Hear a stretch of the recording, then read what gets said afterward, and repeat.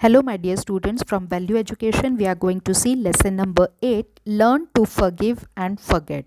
Forgive म्हणजे माफ करणे, क्षमा करणे, and forget म्हणजे विसरून जाणे. Now see what happens in this situation. What happens the next day? The next day, Soumya comes to you and says, I am sorry I took your lunch from your lunch box.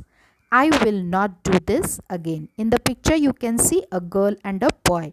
From that, the girl Soumya comes to the boy and says to the boy, ती म्हणते I am sorry I took your lunch from your lunch box. मी तुझ्या जेवणाच्या डब्यामधून थोडंसं जेवण जेवले. I will not do this again. मी हे परत नाही करणार. So how will you react to this apology. Apology म्हणजे माफी मागणे. First you accept Saumya's apology म्हणजे तू तिची माफी मान्य करशील and shake hands with her and she is your friend again. मग तू तिची माफी मान्य करून तिच्याशी शेक हँड करतील आणि ती तुझी पहिल्यासारखी फ्रेंड होईल. और second situation you will not speak to her and walk out of the class. का तुला तिचा राग येईल की तिने तुला न विचारता तुझ्या डब्यामधलं जेवण खाल्लं म्हणून तू तिच्यावर रागावून क्लासच्या बाहेर जाशील. Or third one you say तू म्हणशील I will teach you a lesson. मी तुला याबद्दल चांगलाच धडा शिकवीन. I will never speak to you again. आणि मी तुझ्याशी पुन्हा कधीच बोलणार नाही. Give the reason for your choice of answer. तुम्ही जे काही आन्सर चूज कराल याच्यामधून त्याच्यासाठी रिझन असलं पाहिजे. In case the answer is number 3. जर तुमचंही आन्सर नंबर 3 असेल की तुम्ही तिला म्हणणार I will teach you a lesson. I will never speak to you again. If you decide not to speak to her. जर तुम्ही विचार केला की तुम्ही तुमच्या फ्रेंडवर बोलणार नाही and instead decide to teach her a lesson आणि तिला धडा शिकवणार, you will lose your best friend. आणि त्या रागामुळे तुम्ही तुमची एक बेस्ट फ्रेंड गमवून बसाल. This thought will distract you from paying attention in the class. आणि त्या रागामुळे तुम्ही स्कूलमध्ये क्लासमध्ये काय शिकवलेलं आहे त्याच्याकडे पण कॉन्सन्ट्रेट करू शकणार नाही. Every time you think about Saumya. जेव्हा पण तुम्ही सौम्याबद्दल विचार कराल और see her in the class आणि जेव्हा पण तुम्ही तिला वर्गामध्ये बघाल, you will get angry and spoil your mood. आणि तिच्यामुळे तुमचा मूड पण हा खराब होणार.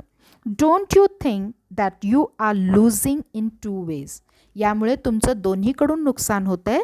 You are losing a friend. तुम्ही एक चांगली friend गमावताय and missing out on your lessons too. आणि वर्गामध्ये काय शिकवत आहे ते देखील तुम्ही मिस करत आहे. In case the answer is number 2. In case जर तुम्ही सेकंड नंबरचा आन्सर चूज केलं तर त्याच्यामागे रिझन काय. You don't accept Saumya's apology म्हणजे तुम्ही तिची माफी ही मान्य केली नाही आहे and walk out rudely from the class आणि एकदम रागावून क्लासच्या बाहेर निघून गेलात. You both will not speak to each other from that day on. मग तुम्ही एकमेकांशी बोलणार नाही. Every time you see her you will be angry. जेव्हा केव्हा तुम्ही सौम्याकडे बघणार तुम्हाला राग येणार. You spoil your mood and in this situation two you are at the losing point. आणि तुमच्या मनामध्ये जर तिच्याबद्दल राग असेल आणि जेव्हा केव्हा तुम्ही तिला बघाल तर तुमचा मूड स्पॉईल होणार. यामुळे तुमचंच नुकसान होणार आहे. In case if your answer is number 3 you have forgiven म्हणजे तुम्ही तिला जर माफ केलं. सौम्या फॉर हर मिस्टेक तिच्या चुकीबद्दल she has apologised and said sorry to you. कारण तिने येऊन तुम्हाला खरं सांगितलं आणि तुमची माफी मागितली. You both become great friends again. मग तुम्ही परत पहिल्यासारखे मित्रमैत्रीण होऊ शकता. So Soumya feels good. मग तिलाही बरं वाटतं because you have forgiven her कारण तुम्ही तिला माफ केलं आहे. She also learns an important lesson through this act of forgiveness. तुम्ही तिला माफ केलं तर तिला पण एक धडा शिकायला मिळतो.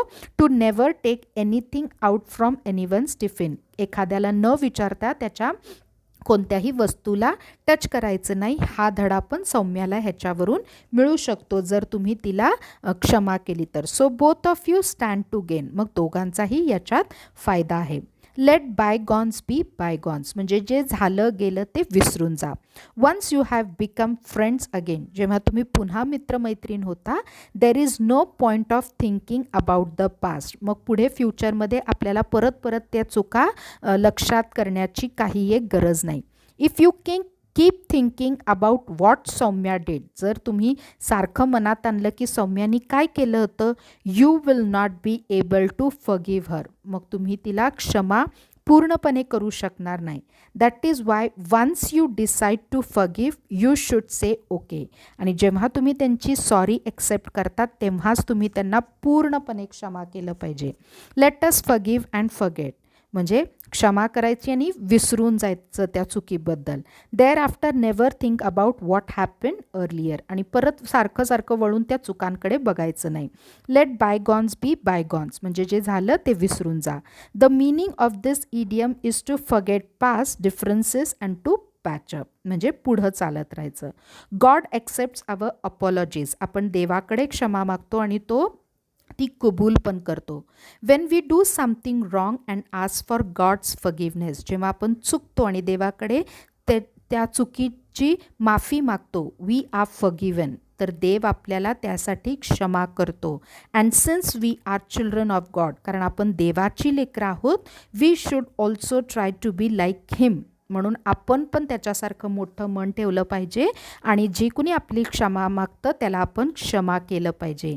In forgiving others, Peter one of the disciples of Jesus Christ asked him, Jesus Christ जो देव आहे त्यांचे एक डिसायपल म्हणजे त्यांचा एक शिष्य होता Peter, how many times we should forgive our enemies. मग त्या पीटरनी जीसस क्राइस्टला, देवाला एक प्रश्न विचारला की आपण किती वेळा आपल्या शत्रूला क्षमा केलं पाहिजे. त्यावर देव म्हणतात, जीसस म्हणतात 70 टाइम्स 7 म्हणजे 7च्या 70 वेळा आपण आपल्या शत्रूला क्षमा केलं पाहिजे जेवढ्यांदा तो तुमची क्षमा मागतो. So always we should forgive the people, those who understands their mistake and forget it. Okay, listen to the video very carefully and next week we will see the exercise related to it. Till that time, thank you.